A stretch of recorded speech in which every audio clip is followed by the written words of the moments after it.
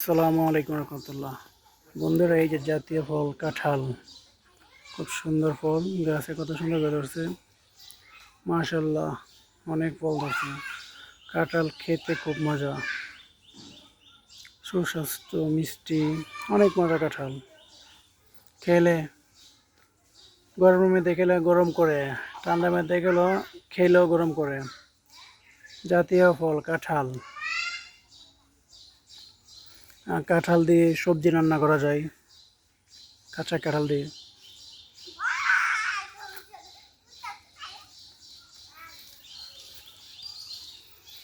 অনেক মজাদার কাঁঠাল,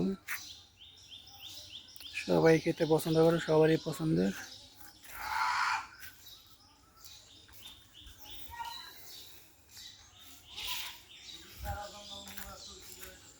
এই যে বড় কাঁঠাল, মাশাআল্লাহ, অনেক বড় কাঁঠাল।